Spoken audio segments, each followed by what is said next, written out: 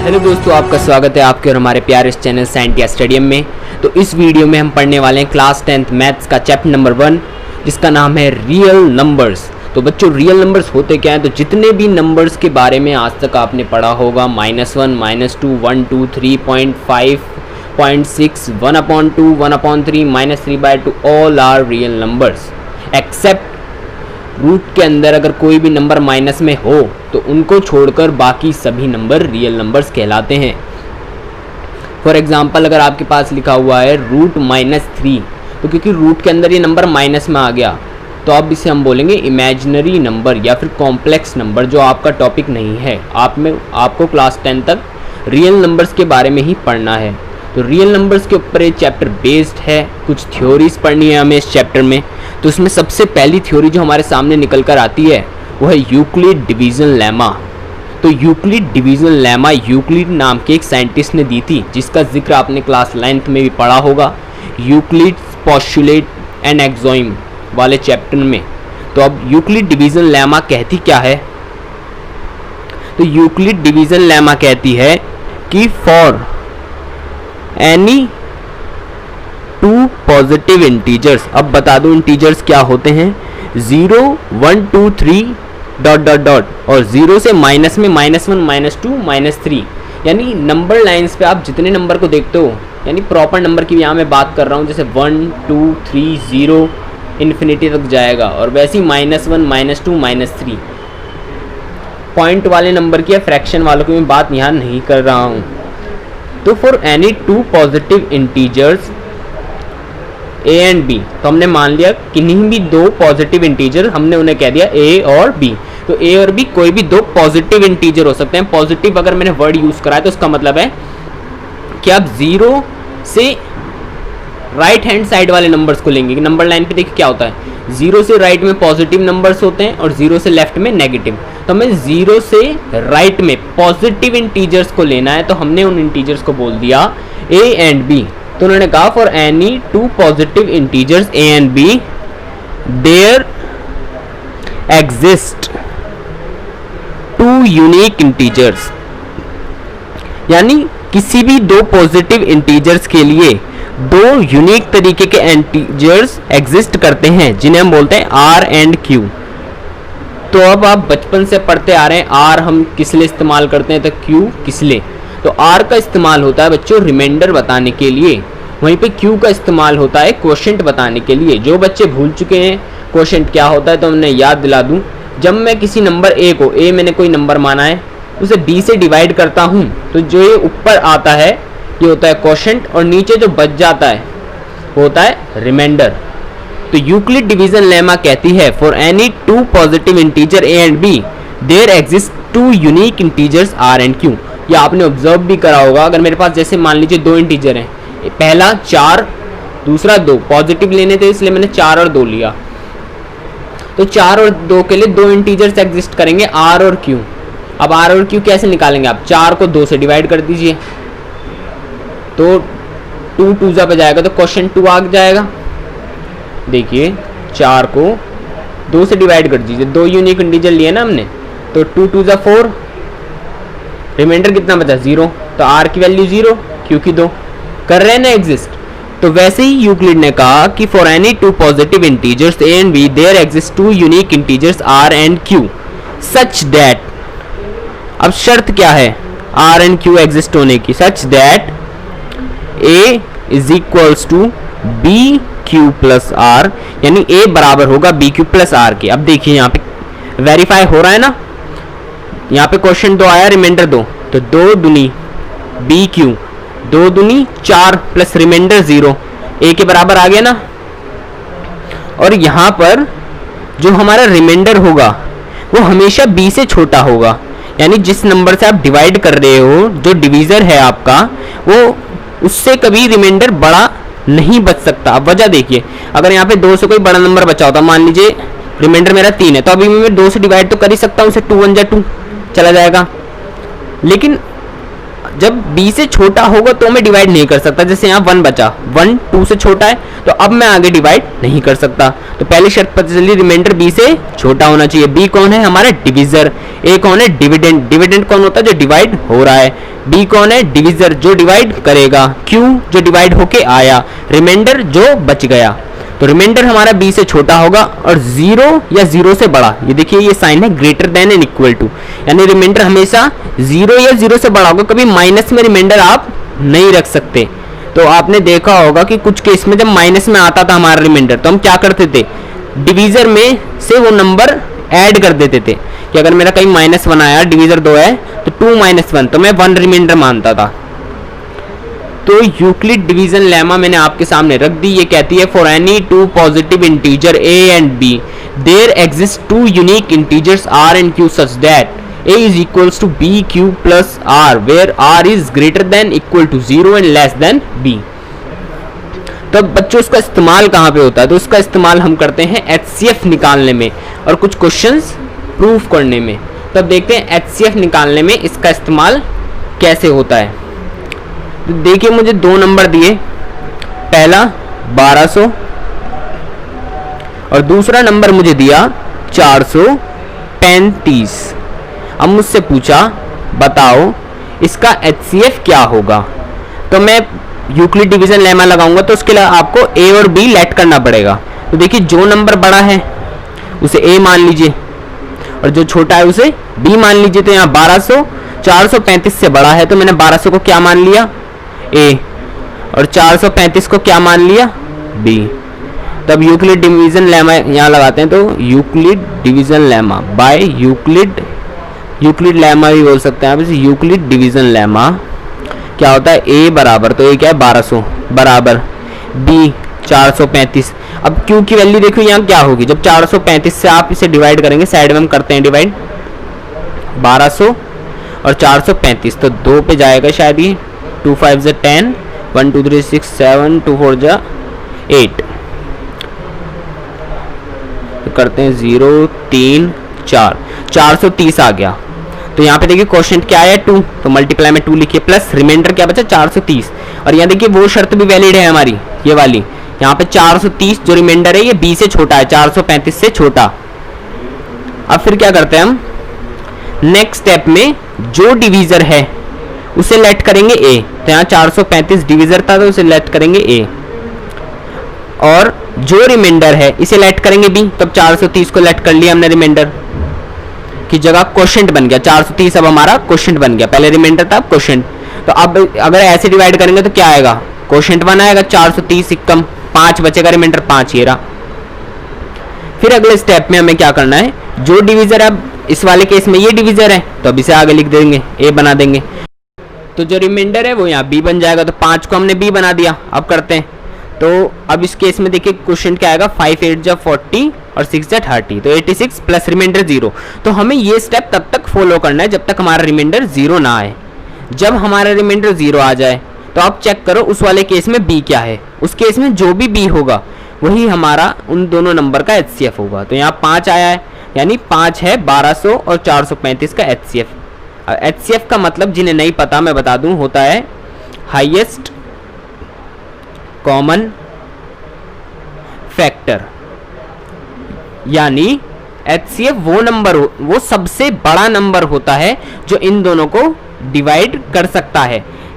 यानी 5 से बड़ा ऐसा कोई नंबर नहीं होगा जो इन दोनों को डिवाइड करता है। दोनों की बात करूं, पॉइंट में नहीं, डायरेक्ट डिवाइड। जैसे 5 से अगर मैं इसे डिवाइड करता हूं तो मेरा आता है 240 और अगर इसे करता हूं तो 86 आता है। तो 5 सबसे बड़ा वो नंबर है जो इन दोनों को डिवाइड कर सकता है। कॉमन, दोनों के लिए कॉमन फैक्टर है। फैक्टर वो होते हैं जो किसी नंबर को डिवाइड पूरा कर सके, तो वो उसके फैक्टर हो जाते हैं। जैसे 4 के फैक्टर कौन है? 2 पूरा डिवाइड कर देगा और 4 खुद को भी पूरा डिवाइड कर देगा। तो 2 और 4 इसके फैक्टर हो गए। लेकिन इसके लिए हाईएस्ट फैक्टर कौन हुआ? यानी बड़ा 4। लेकिन हमें हाईएस्ट फैक्टर की बात नहीं करनी थी, हमारे पास 2 नंबर थे तो हम हाईएस्ट कॉमन फैक्टर की बात करनी थी। तो हमने देखा कि दोनों में कॉमन सबसे बड़ा फैक्टर कौन है। तो ऐसे निकालते हैं यूक्लिड डिवीजन लेमा की मदद से।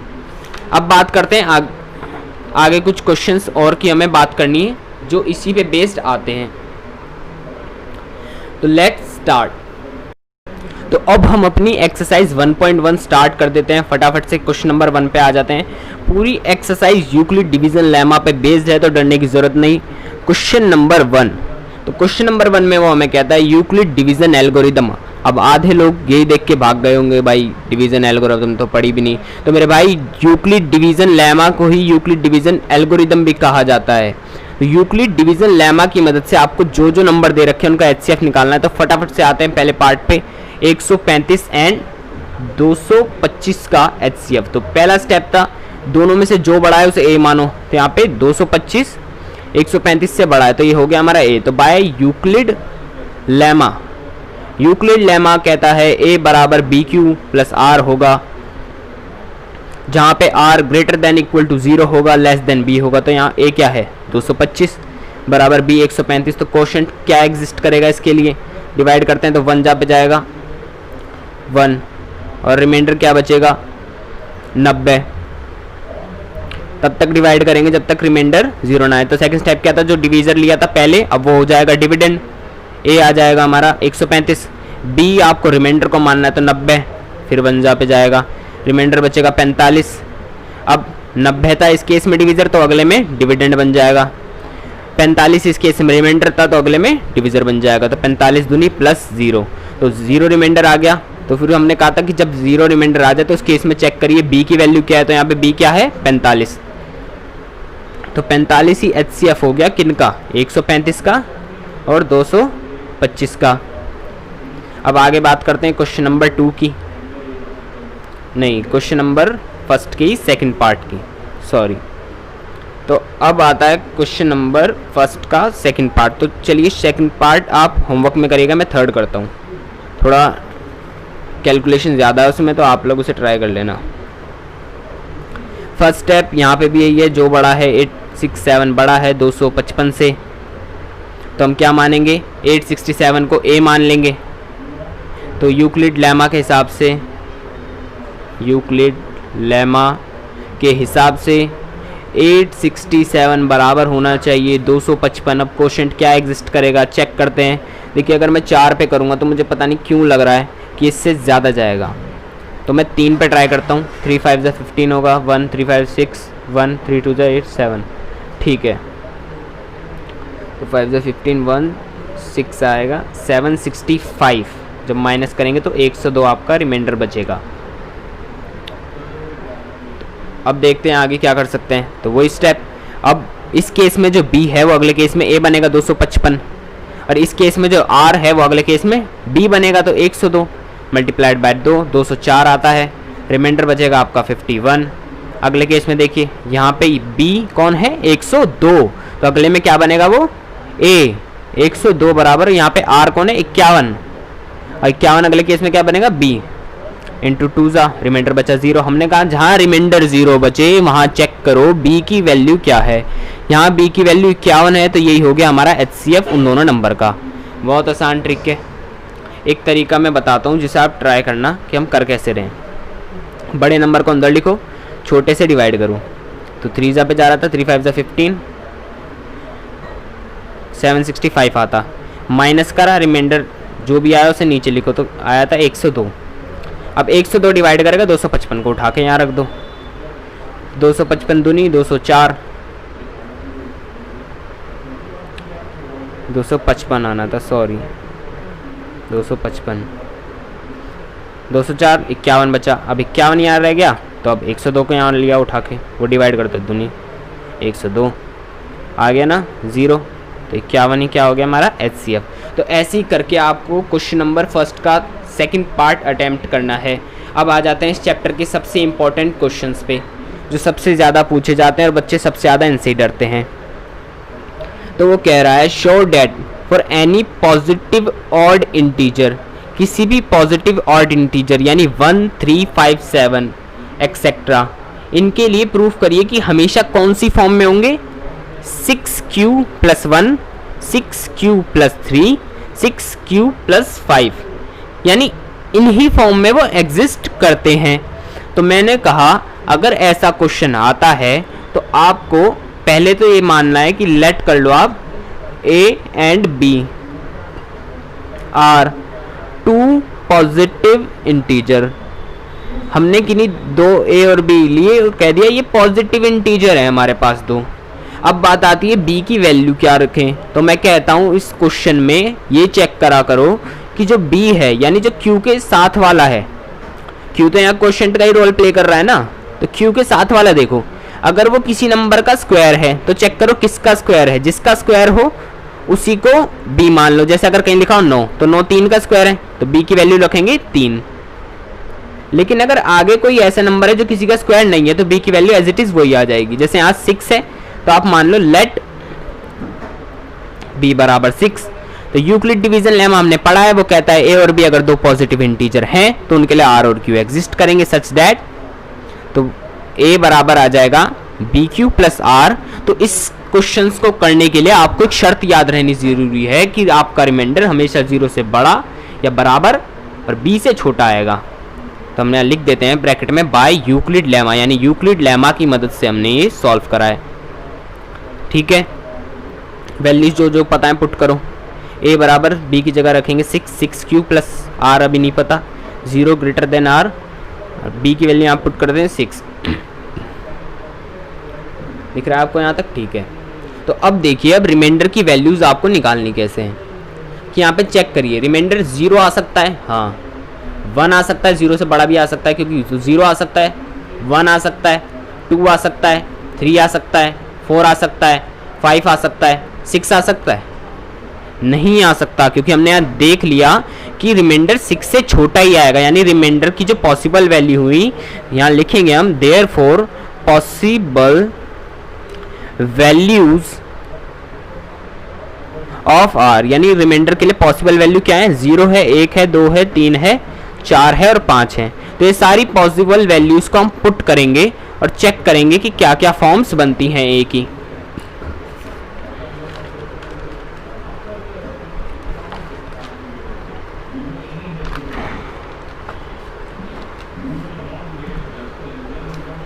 तो देखिए a बराबर अगर r की जगह 0 रखें तो 6q आएगा, 1 रखें तो 6q प्लस 1 आएगा, 2 रखें तो 6q प्लस 2 आएगा, 3 रखें तो 6q प्लस 3 आएगा, 5 रखें तो 6q प्लस 5 आएगा। तो ये आ सकती हैं a की पॉसिबल वैल्यूज।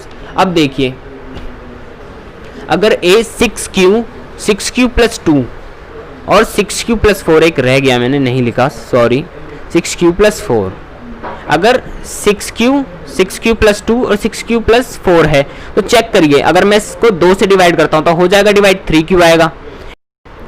6q प्लस 2 को 2 से डिवाइड करूंगा तो ये 6q का 3q बचेगा और ये 2 1, ऐसे ये भी डिवाइड हो जाएगा। लेकिन ये तीनों नहीं होंगे क्योंकि ये इनके जो रिमाइंडर हैं 3, 5 और 1 वो ऑड नंबर्स हैं, आप उनमें से 2 कॉमन नहीं ले सकते। इसी वजह से अगर r आपका 1, 3 या 5 यानी r अगर कोई ऑड नंबर है तो a की वैल्यू भी कैसी आएगी? ऑड। चेक करके बताता हूं मैं आपको, अगर मैं q की जगह देखो 1 रखता हूं तो ये 7 आएगा, ये कितना आएगा? 9 आएगा और ये कितना आएगा? 11। ऐसे चेक कर सकते हो आप अगर आपको नहीं विश्वास होता तो a की वैल्यू अगर 6q plus 1, 6q plus 3, 6q plus 5 की फॉर्म में, यानी अगर उनका रिमाइंडर कोई ऑड नंबर है तो हमेशा a की वैल्यू कैसी आएगी? ऑड। तो हम यहाँ लिखेंगे सिंस a बराबर 6q plus 2, 6q plus 4 are even numbers. Even number वो होते हैं जो 2 से डिविजिबल हो। तो हमने कह दिया भाई ये तीनों तो इवन नंबर हैं, तो बचे हुए क्या हुए? ऑड। देयरफॉर a बराबर 6q प्लस 1 और 6q प्लस 3 और 6q प्लस 5 इज ऑड। तो हमने देखिए प्रूफ कर दिया ना, a हमारा कैसा हो गया कि हमें पता चल गया कि अगर ये होगा तो a की वैल्यू ऑड आएगी। हमें यही प्रूफ करना था कि कोई भी ऑड नंबर इन फॉर्म में हो। कर दिया प्रूफ, बस इतना ही था। तो मुझे लगता है आपको समझ में आ जाएगा और आप ऐसे क्वेश्चन कर लेंगे। अब बात करते हैं क्वेश्चन नंबर 3 की। क्वेश्चन नंबर 3 में कह रहा है कि एक army contingent of 616 member, 616 members की एक रेजिमेंट है जो मार्च कर रही है एक आर्मी बैंड के पीछे 32 member. the two groups are to march in the same number of columns, what is the maximum number of columns in which they can march? अब देखिए मैं सिंपल ट्रिक आपको एक बताने जा रहा हूँ कि अगर आपको दो नंबर्स दिए हों, यहाँ पे आप क्वेश्चन में चेक करिएगा, दो नंबर्स देगा और मैक्सिमम कॉलम्स या minimum, maximum minimum, maximum minimum पूछेगा। तो अगर पूछता है मैक्सिमम तो उन दोनों नंबर्स का HCF निकाल दो, पूछता है मिनिमम उन दोनों नंबर का LCM निकाल दो। LCM के बाद हम अगली एक्सरसाइज में करने ही वाले हैं। तो अभी उसने कहा है मैक्सिमम कॉलम निकालो, तो एक नंबर था 616, दूसरा नंबर था हमारा 32, तो मैक्सिमम बोला है तो इन दोनों का HCF निकाल देंगे। तो हम लिखते हैं 616 बराबर 32 इंटू में देखते हैं कितने पे जाएगा, 32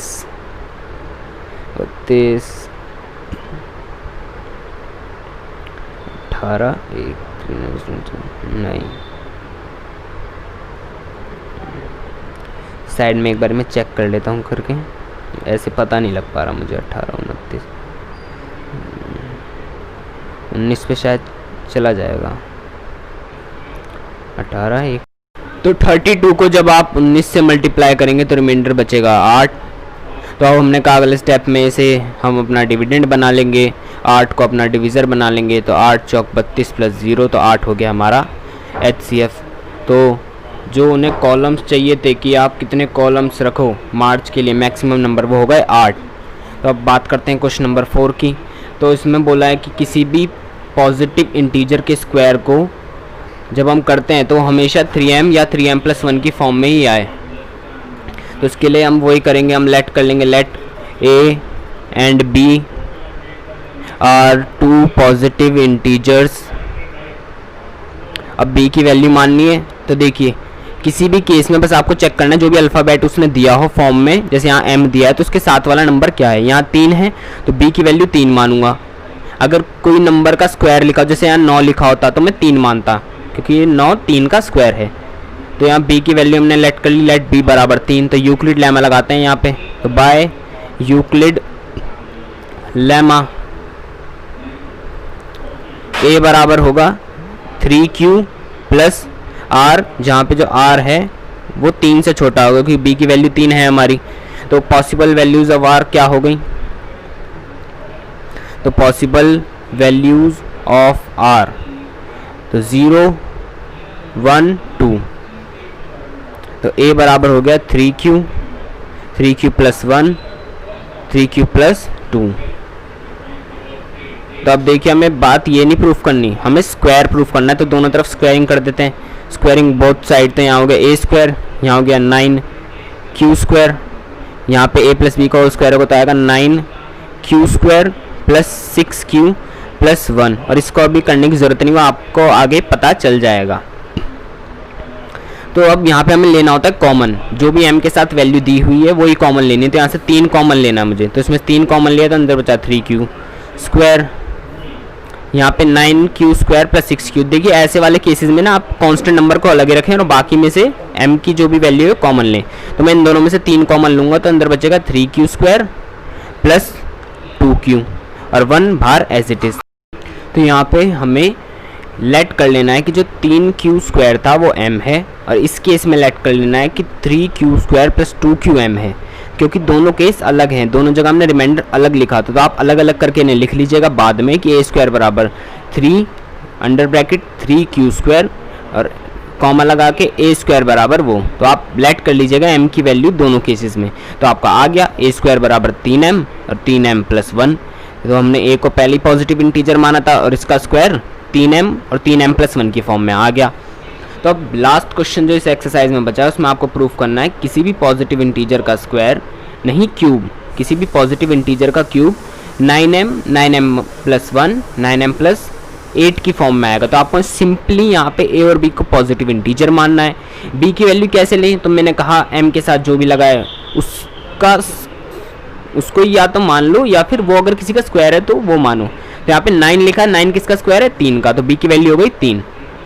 यूक्लिड लेमा लगाओ, यहाँ तक स्टेप करना है, फिर जब यहाँ पे पहुँच जाएंगे तो यहाँ पे आपको क्यूब करना पड़ेगा, जितने भी होंगे सबका क्यूब। तो अब मैं प्रेफर करूंगा कि अब आप अलग अलग करें, a बराबर यानी 3 क्यू माने, a बराबर 3 क्यू प्लस 1 हमारे सारे केसेस में क्यूबिंग करें, क्यूब का फॉर्मूला लगा के।